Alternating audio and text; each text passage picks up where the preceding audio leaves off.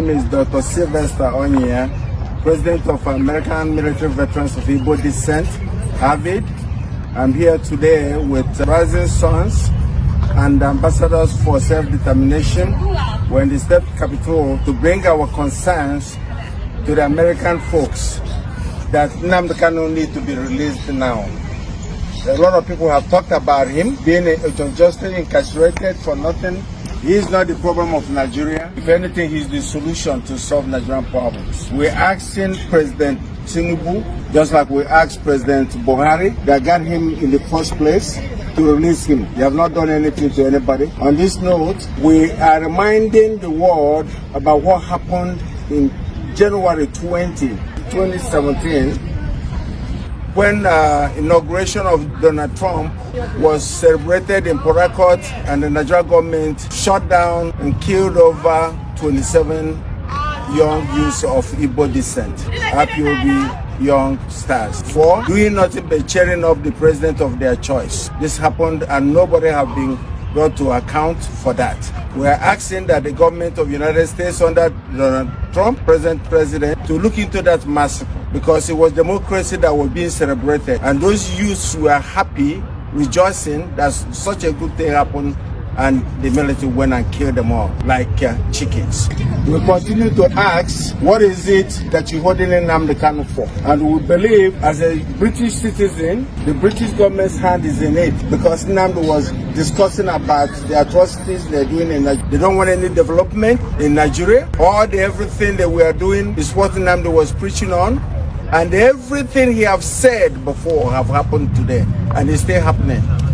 The jihadis coming in to work for the British government and to be killing people, the Fulani herdsmen, the terrorists, and that's what they are, killing people, trying to displace indigenous people, trying to take their lands from them, land grabbing. We want the world to look into it, more especially the United States government. For one thing, if nothing is done, once these jihadis get hold of the southeast, the Christians that they're trying to exterminate, they will have hold of the sweet crew. And once that happens, the next thing will be to challenge the United States and even the Britain that is encouraging them to do their bad deeds.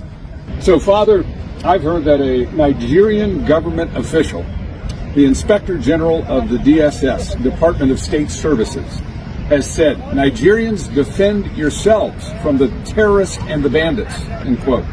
So, Father, as a minister of God, do you support self-defense, especially where it may lead to the killing of your assailant?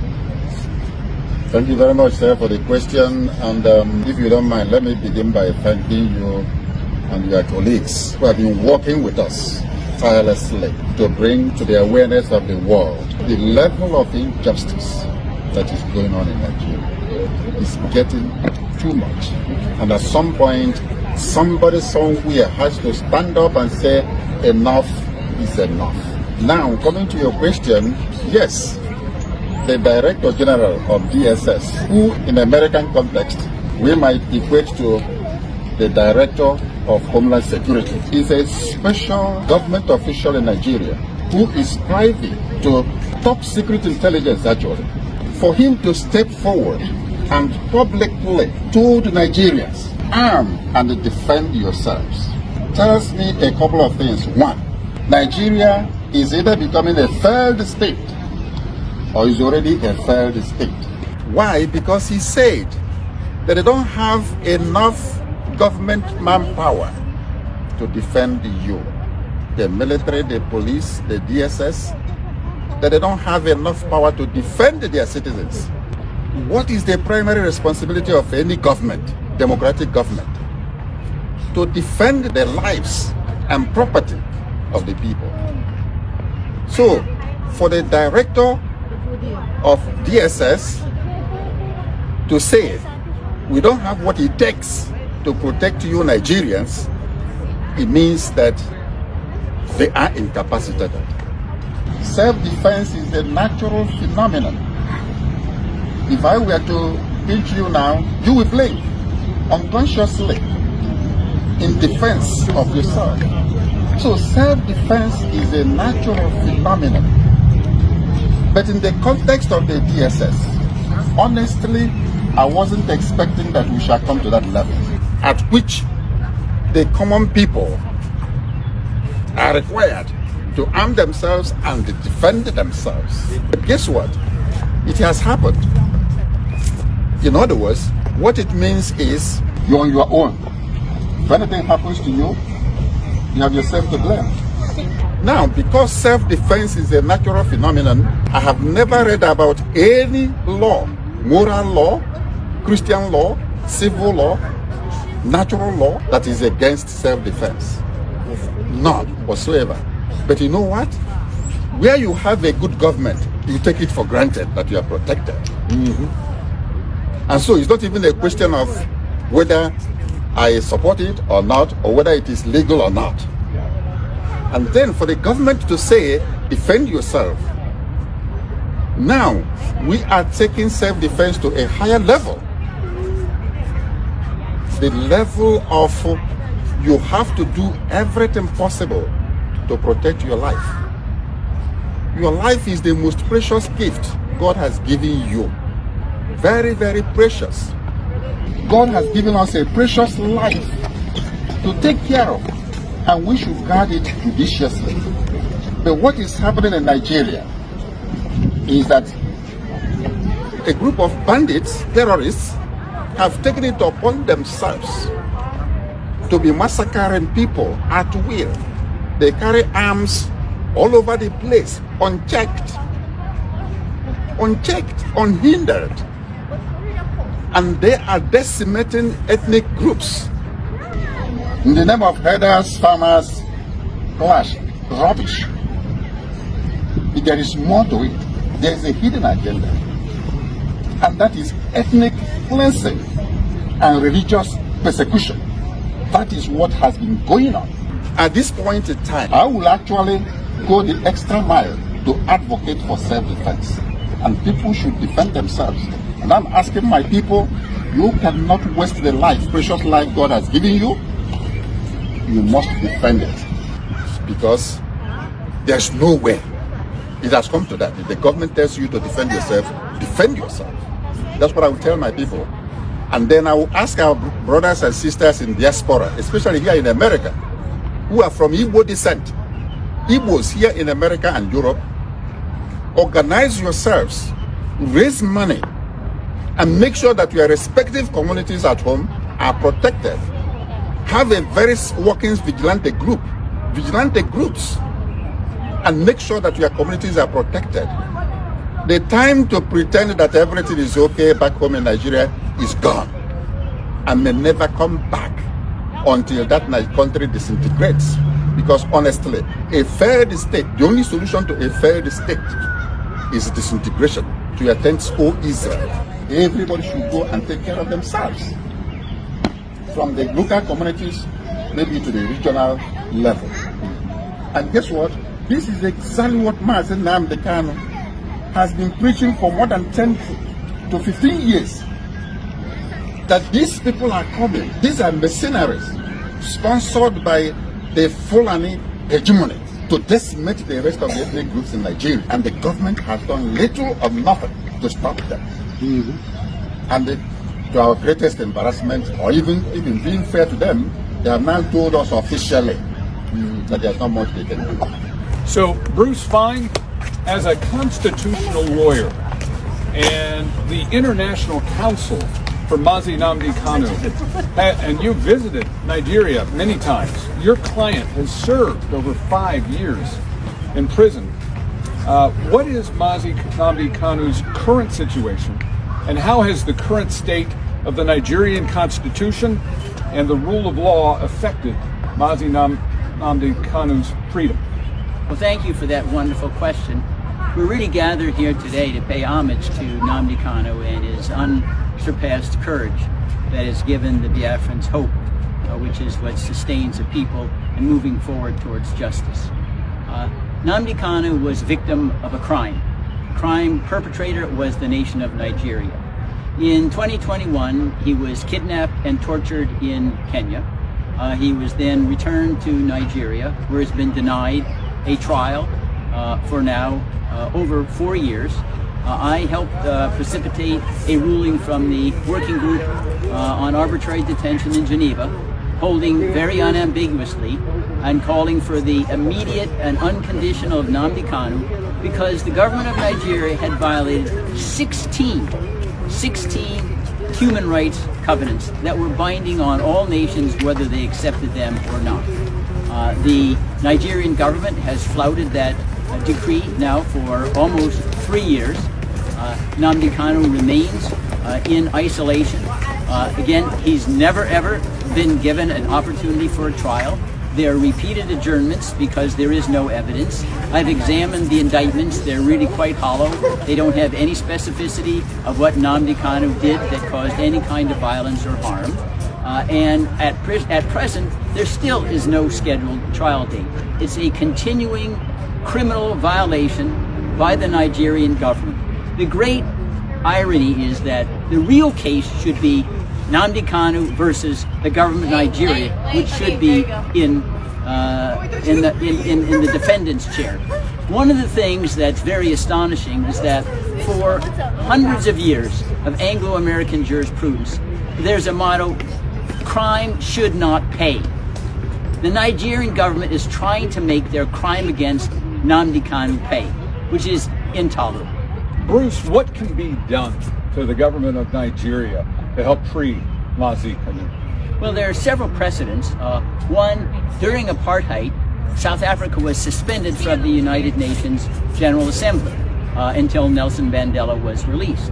And there's nothing that prevents petitions now to the United Nations General Assembly insisting that Nigeria be suspended until they release Nnamdi Kanu. That's one possibility. Another would be if you had the president issue an executive order says there are going to be no Nigerian visas to visit the U.S. until Nnamdi Kanu is released. That would impress upon all Nigerians the penalty they're paying because the government is being so lawless and tyrannical. There are other options like having an international arms embargo on Nigeria until Nnamdi Kanu is released, having very, very high tariffs on anything sold by Nigeria until Nnamdi Kanu is released. These are financial pressures. They've been utilized in other countries in the past. It's a matter of political will, not law. Chief Ugonna, how do the attacks on the Christian community and the continued injustice faced by Mazi Nnamdi Kanu serve as a serious warning sign for all Nigerians about the state of justice and freedom in the country? You know, that's an excellent question, and thank you for posing that. I want to tell you a short story.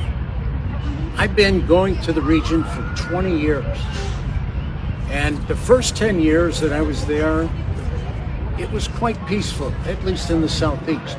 Some of this was brewing already in the north, but in the southeast and the spaces where I was at with the ipob, quite frankly, was fairly peaceful. And then, right around the time actually when they put Mazi Nnamdi Kanu under chains, things blew up. And more than that, I think when people in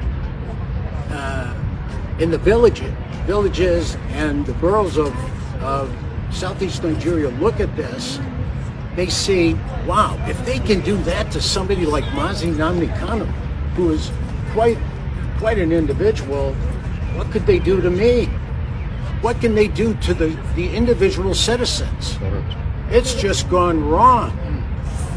I'm telling you, and I've told the State Department here before, not from this current administration, but the previous one, that if in fact, if we don't do something about this, that place is going to implode, and we're going to end up with a pile of people coming over who will immigrate just to get out of the place.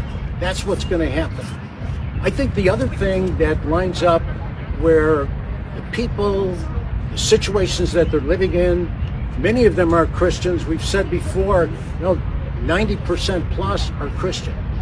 Those who are Christian are experiencing the same kind of attack.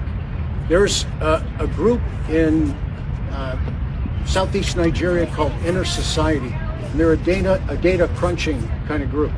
And they've also got a very nice legal angle where they triangulate on everything to make sure that what they print is real. And they printed a statistic where they said just recently that for a period of 9 years, there were more than 30,000, mostly Christians, either killed or extremely violated. And even since they printed that, another 9,000 have been added to the list. So you're talking about 40,000 people. When we had our 9/11 here in the U.S., it wasn't anywhere near 40,000. And look at the reaction we had. 40,000 people being killed or violated should draw an unbelievable personal explosion. I think one of the things that people need to do, citizens, whoever is a citizen in Nigeria listening to this broadcast, need to really think this way.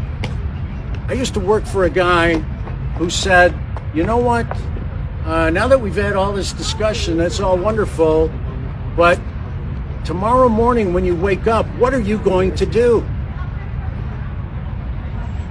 What are you going to do? And the point is, you need to be able to answer that question. And for me, it comes down to three things. The first is you need to understand what's going on. What's going on in your village? Who are those strangers out in the bush? Who are they? What are they doing? You need to understand what's happening to you. You can't wait for somebody to tell you. Nobody's going to tell you. When DSS has already said, you know what? You better take care of yourself. You know, actually, I don't know if they really want to give us any good advice, but that's good advice. We need to take care of us. You need to get up and understand what's going on. The second thing you need to do is you need to have a plan. You need to start to think about, what am I going to do tomorrow morning? What's the plan? I need a plan. And the third thing you need to do is take it personal. Now, you might say, what's this white chief?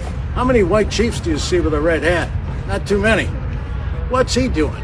I want to tell you what I'm doing, okay? What's important to me? You know, when it comes to understanding what's going on, we are all about, I spent 20 years understanding what's going on. And some people even pin the label on me, not Big A, but Big I for Igbo. They said, boy, he knows a lot about the Igbo, that guy. Because I've spent 365 days on ground. And in so doing, I learned what's really critical to the Igbo, to the ethnicity, to the ancestral Igbo. What's important to that person? Why are they the way they are? So I did that. I started to understand by working with the people around, standing here and many others. I've learned all the ins and outs of what's driving, what's the history. What did the British do?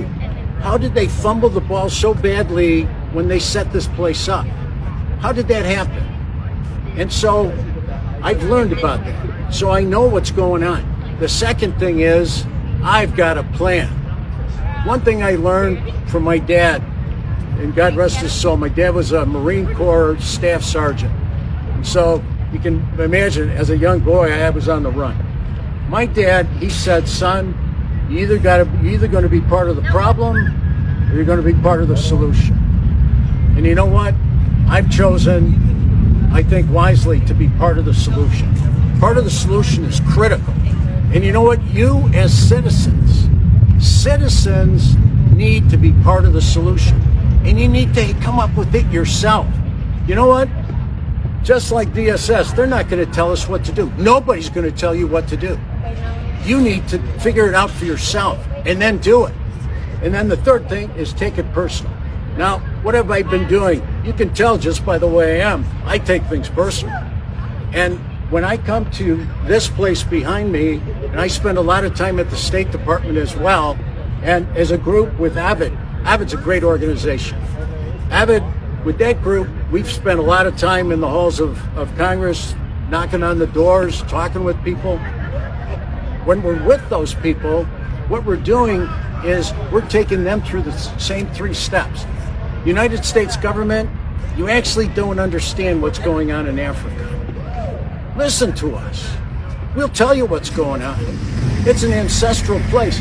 And what happens is when they abscond with somebody who's iconic in the society. I mean, Mazi Nnamdi Kanu is iconic. When they put somebody like that in chains and just throw away the key, which they've done, they've thrown away the key. We should be taking that personal. And once again, if they can do what they're doing with him, they're doing with us, and that's when the 40,000 Christians that they've got on the run. There's another little bit of data you ought to know about. You know, all the people, and I bet there's hardly anybody in the region who hasn't been personally touched by a disappearance. You've got family, friends, fellow villagers who've been absconded with, they've been stolen. Everybody knows what I'm talking about. You know what's going on. Well, what happens is we need to tell the people in these powerful places, because they have a lot of control. I think you've heard quite a bit of wisdom about what the U.S. government can do. But for sure, the U.S. government needs to understand that if these three questions don't get answered also by the United States, understand, have a plan, and take it personal, one day it will come to our shore.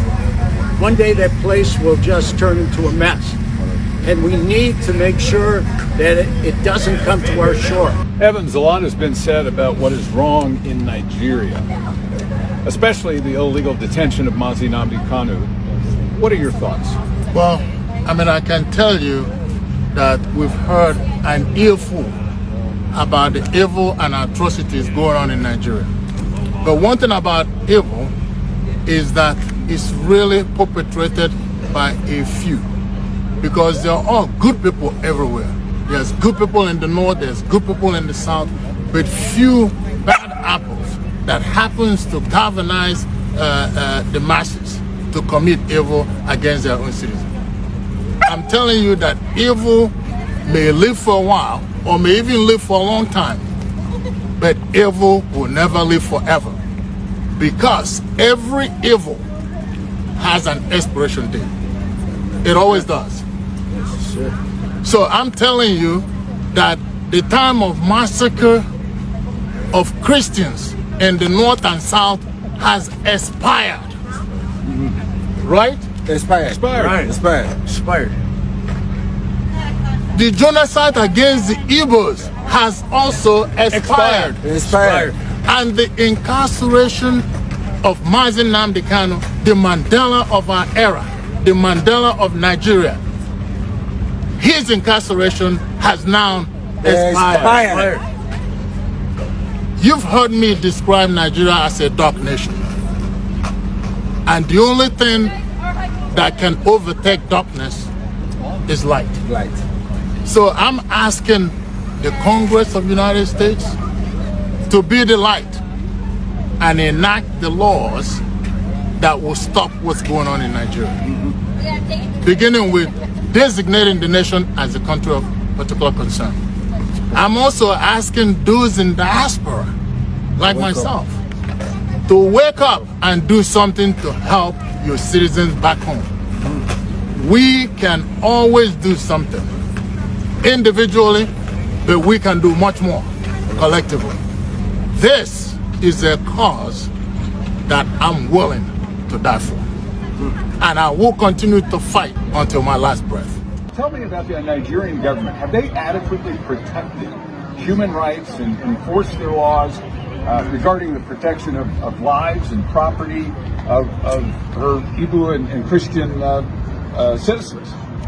The question of human rights in Nigeria ought to go directly to a few people that I will mention.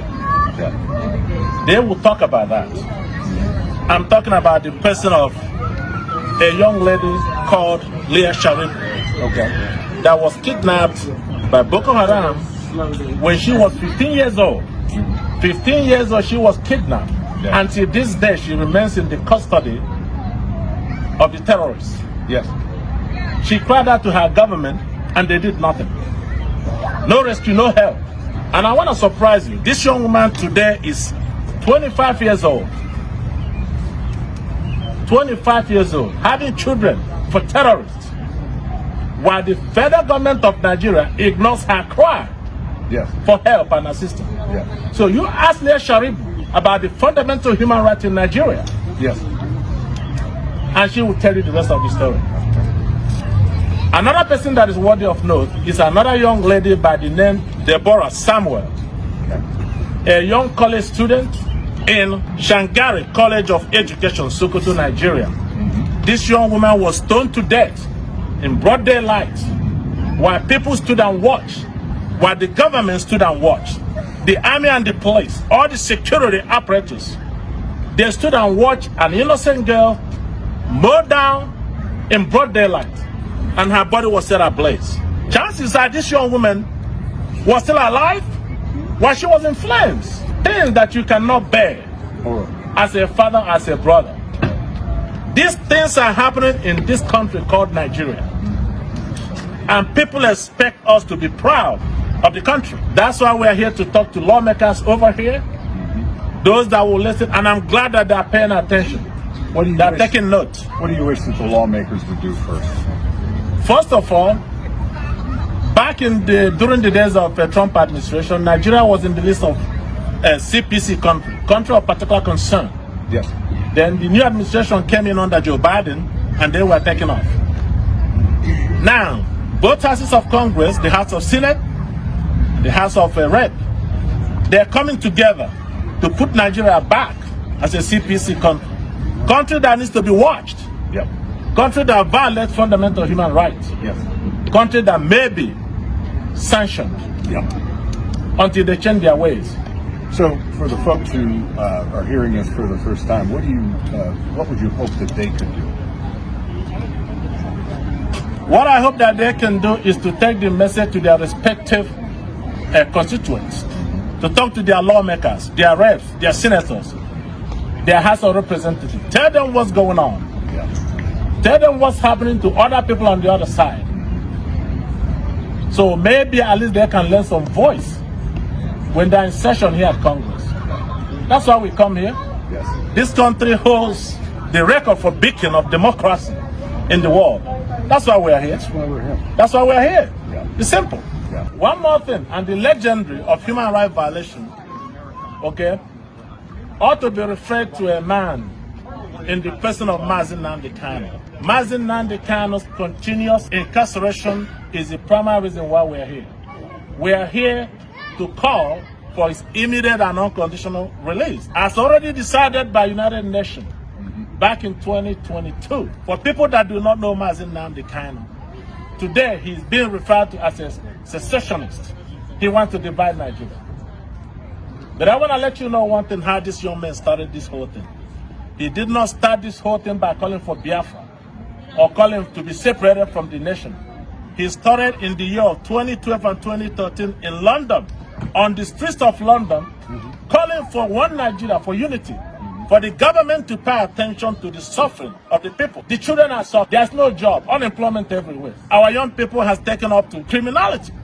So Mazi Nnamdi Kanu saw this and he began to preach, to talk about it. He wasn't calling about secession.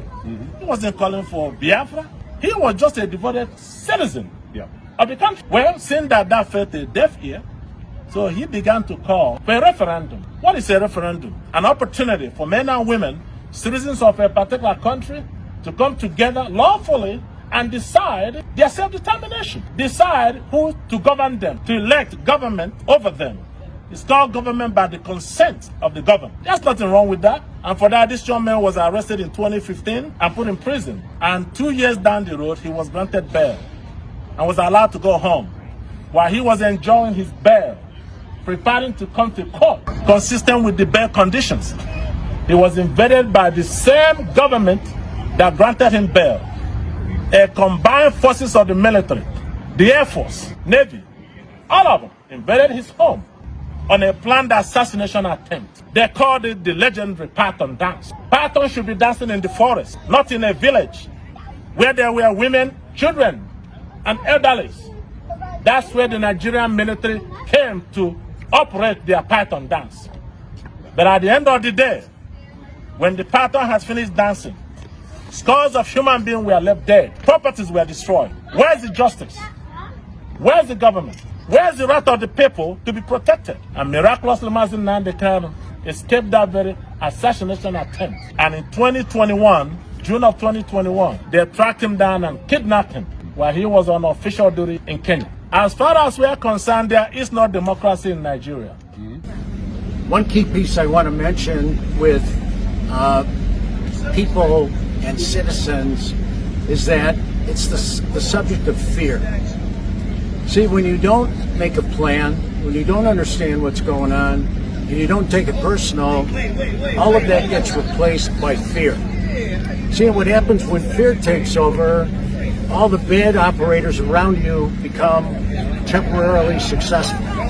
And that's evidenced largely by the growth of IDP camps in the country. You know, the internally displaced person camps are now over 1 million. In fact, there's an organization, they publish a thing called an IDP Atlas. And in the Atlas, they quote that 1.34 million people are now in camps. And on top of that, there's another statistic that they keep where they call displaced person movement. And those are people who are about to be in IDP camps. They've been chased out of their environments, out of their homes, and there are about 3.3 million of those. So when you add all this together, it's 4 or 5 million people who either are or are about to be in an internally displaced person camp. They're like prison camps. There are pictures all over the internet. Look in the internet. Look up IDP Nigeria, and you'll see pictures all over the place. You know, there's another area, maybe I could ask Chief Anya to speak about it, about the nature of security, and it's like a message that we want to send. Yes, thank you. There's no society that can survive on anything without security. Building all those roads, building new malls, and all those things the governors in the Southeast claim they are doing is not helping anybody because nobody is secure. So they have to think about security first. Save the lives of our people first, and they can build those monuments. They could build those malls. Those things will come second. So the most important thing they would do is security.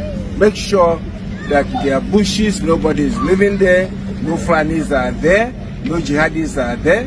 Form the strong vigilante that you can have, not the vigilante that you use for your own personal gain when you run for elections. Form the one that can protect the people and guide them. By the way, the IDP camps we're talking about, who displaced who? Why would people be displaced? So security is important, that the governors of the Southeast should come together to do that. This is exactly what Nnamdi Kanu was telling them. Evans, a lot has been said about what is wrong in Nigeria, especially the illegal detention of Mazi Nnamdi Kanu. What are your thoughts? Well, I mean, I can tell you that we've heard an earful about the evil and atrocities going on in Nigeria. But one thing about evil is that it's really perpetrated by a few, because there are good people everywhere. There's good people in the north, there's good people in the south, but few bad apples that happens to galvanize the masses to commit evil against their own citizens. I'm telling you that evil may live for a while or may even live for a long time, but evil will never live forever, because every evil has an expiration date. It always does.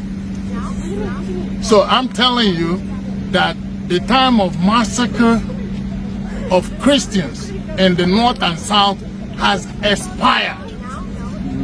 Right? Expired. Expired. Expired. The genocide against the Igbos has also expired. Expired. And the incarceration of Mazi Nnamdi Kanu, the Mandela of our era, the Mandela of Nigeria, his incarceration has now expired. You've heard me describe Nigeria as a dark nation. And the only thing that can overtake darkness is light. Right. So I'm asking the Congress of the United States to be the light and enact the laws that will stop what's going on in Nigeria. Beginning with designating the nation as a country of particular concern. I'm also asking those in diaspora, like myself, to wake up and do something to help your citizens back home. We can always do something individually, but we can do much more collectively. This is a cause that I'm willing to die for. And I will continue to fight until my last breath. So, Father, if you could describe how Mazi Kanu's detention has affected his family and the Igbo citizens who support his cause. I personally see Mazi Nnamdi Kanu, just as many millions of our people have seen today, is the icon of Igbos. Is the flag bearer of Igbo. Is a corporate personality. It's not an individual, because he encapsulates everything that is Igbo. So he is a peace-loving man. Yes, very, very peace-loving man. Represents a peace-loving people. Exactly. As well as any. He has never lifted a machete to attack anybody. He has not picked up a gun to shoot anybody. He was just working on the power of the microphone to warn the people of what is exactly happening today. That's it. So now, he has been incarcerated. He has not seen his family. Remember, once you are incarcerated, you can only see the light of the day, only 1 hour out He's of in the solitary confinement. solitary confinement. Solitary confinement. Which usually drives people insane within a matter of months. Exactly. That's a mental torture. And yet, he is. He has put up with it for almost 4 years now. Wow. And 4 still years. remains unshakable. Yep. Why? Because he is convinced of what he's doing. Yeah. That is right. Resolute in his purpose. Exactly. A raison d'etre, a higher purpose. He is indestructible. Absolutely. Until his purpose is served. You know why? Because whether you believe it or not, there is some divine inspiration that is at work in him. Yeah. If you are an ambassador of truth, it doesn't matter whether you are a Christian, it doesn't matter whether you are a Muslim, it doesn't matter whether you are an atheist. If you are an ambassador of truth, God is with you. And no government, no matter how powerful, ever wants to be on the wrong side of justice. Exactly. And this is so clearly an injustice against such a godly and wonderful man who represents such a godly and wonderful people, if not the largest Christian population in the world. In the world, exactly. Because we're almost 90-something% Christians. You know? So, the family is feeling the heat. Yeah. But you know what? They are consoled because their son, their father, their brother is fighting for a just cause. It has taken people years to realize what he's doing. Those of us, my area, like I said, is in social justice. So I was able to see and understand what he was doing as far back as 2017. And since then, I have committed to the cause that he has been leading, because I know that it is the right course. So right now, people are realizing what this man has been saying and the type of person this man is. And that is a consolation to his family that is fighting for a just cause, which everybody now is realizing. And it's also a consolation to our people that he was able to withstand all the torture, all the criminal harassment, and still remain the same and consistent in what he's doing. People are really inspired talking about him today. This matter went to United Nations back in 2021, and after 9 months of deliberation by the United Nations Working Group on Arbitrary Detention, that very complaint was orchestrated by Attorney Good Fine from here, Washington, D.C. It took Nigeria to the World Tribune. And at the end of 9 months, they came out, it was a unanimous decision by a 5-member nation that Mazi Nnamdi Kanu detention is arbitrary and must be released immediately. Yeah. After the investigation and cross-examination, well, till this day, they have not complied to that very order. And Nigeria remains a signatory to the United Nations. You remember, why you're not abiding to their judgment. We are here to let the members of Congress understand what's happening to that young man. Yep. That's why we're here. Yep. Because right now, Nigeria has ignored every judicial pronouncement. Everyone. Yes. I just told you about United Nations. Even the Nigerian court, appeal court, in the same year of 2022, rendered their own decision on the matter, discharging Mazi Nnamdi Kanu of all charges, and ordering his immediate release, and even went further to say there is no court in this country that should try this young man on this particular issue. Yeah. Why? Because he was kidnapped. Yeah. You can't go around the whole world kidnapping your dissidents and dragging them back to your country and put them in prison. So today, Mazi Nnamdi Kanu remains in prison without trial. It's called persecution before trial. Where was he captured? Kenya. Kenya.